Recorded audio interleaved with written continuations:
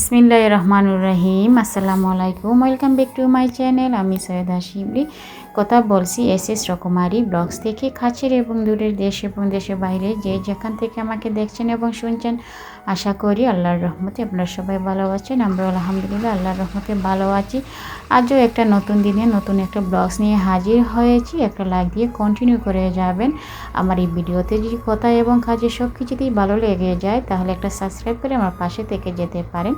পাশে থাকা বেল আইকনে অল অপশনে প্রেস করে রেখে দিবেন। আমার নিত্য নতুন ভিডিও যখন আপলোড দিব তখন পৌঁছে যাবে আপনাদের কাছে নোটিফিকেশন আকারে। আপনারা সময় সুযোগ করে আমার ভিডিওটা দেখে নিতে পারবেন।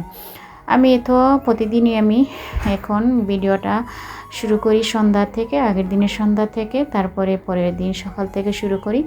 এখন হচ্ছে সন্ধ্যার পরের ভিডিওটা। আপনাদের ভাইয়া বাজারে গিয়েছিল, ডিম নিয়ে এসেছে। সেই ডিমটাকে ধুয়ে আমি পানি ঝরতে দিয়েছি, তারপরে ফ্রিজে রেখে দিব। আর এদিকে হচ্ছে পরের দিনে তো সকালে নাস্তা টাস্তা করে দেন, তারপরে রান্না টান্না আয়োজন করে রেখে দিয়েছি। আজকে রান্না তেমন বেশি করব না, তরকারি রান্না করবো, সব ভাজি করব, সেগুলো আপনাদের সাথে একটু শেয়ার করব। আর এদিকে আমি আমার পানি ছাড়গুলোকে একটু মুছে নিচ্ছি। অনেক ধুলাবালি পড়েছে, আর অনেক কি বলবো, প্রচুর ধুলাবালি পড়েছে। ফুল গাছে পড়েছে, ফ্লাওয়ারগুলোর মধ্যে, গাছের মধ্যে, সব কিছুর মধ্যে। এগুলো আস্তে আস্তে ক্লিন করতে হবে, ধুতে হবে, মুছতে হবে। কারণ হচ্ছে তো কয়েক মাস ধরে তো বৃষ্টি হচ্ছে না, সেই জন্যই বাসা বাড়ির মধ্যে অনেক ধুলাবালি আসে, অনেক ধুলা জমে আছে প্রত্যেকটা জিনিসের মধ্যে। আস্তে আস্তে সব কিছু ক্লিন করব। আমি এতদিন তো বাসায় ছিলাম না, বাড়িতে ছিলাম, বেড়ানোতে ছিলাম, বিয়ে খাইতে গিয়েছিলাম চাচার বাসায়, 2-3 দিন থাকা পড়ছে। সব কিছু মিলিয়ে এতে কিছু মোছামুছি হয় নাই, সেই জন্য ধুলাবালি পড়েছে। একটু একটু মোছামুছি করতেছি যাতে একটু চোখের যাতে দেখলে খারাপ না লাগে, সেই জন্য মুছে নিচ্ছি সব কিছু ফার্নিচারগুলো। তারপরে চলে যাব রান্নাতে। অনেক ধুলাবালি দেখতে খারাপ লাগে, আমার জিনিসগুলো আমার কাছে ভালো লাগতেছে না, মনে হচ্ছে যে আমার শরীরের মধ্যে ময়লা। আর জিনিসপত্র দেখবেন ক্লিন থাকলে মনটা ভালো থাকে, ঘর দরজা যদি ক্লিন থাকে মনটা ভালো থাকে, সব কিছুই ভালো লাগে। কিন্তু ভালো লাগে না, আমাকে নিজে অস্বস্তি লাগে, আর নিজের শরীরটা লাগে যেমন অসুস্থ হয়ে গিয়েছে। আমার রুমগুলো যদি ক্লিন না থাকে, জিনিসগুলো যদি ক্লিন না থাকে, তাহলে আমার কাছে খুবই খারাপ লাগে।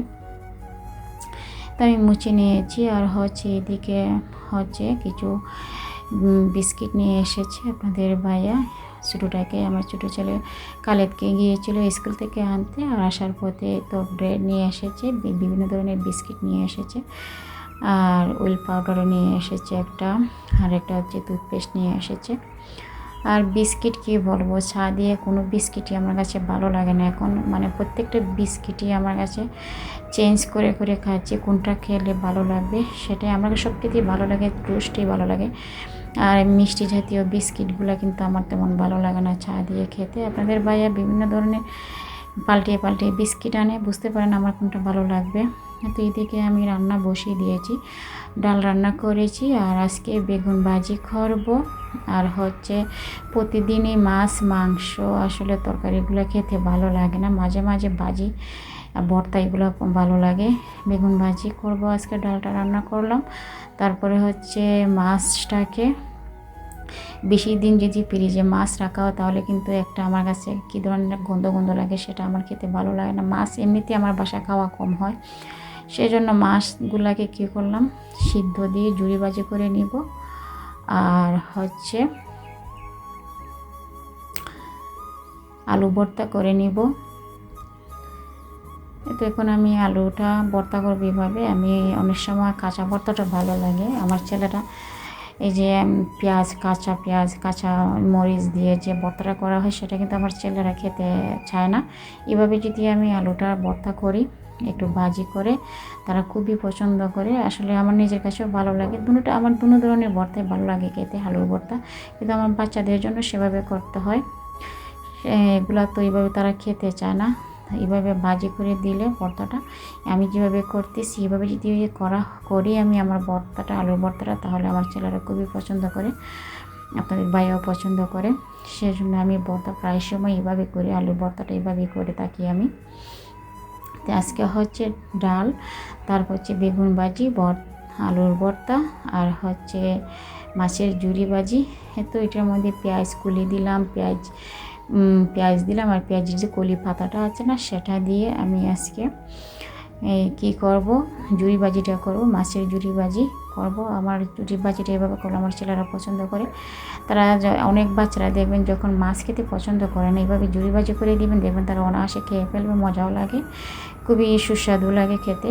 তো আমি অনেকগুলো মাছ ছিল ফ্রিজে, এগুলো খাওয়া হচ্ছিল না, রেখে দিয়েছিলাম অনেক দিন ধরে। তারপরে এখন কি করলাম যে মাছগুলো তো ফেলে দিতে পারি না, আর কি হয় পকিরগুলোও আসে না আমার বাসায়, পকিরগুলো খুবই কম আসে।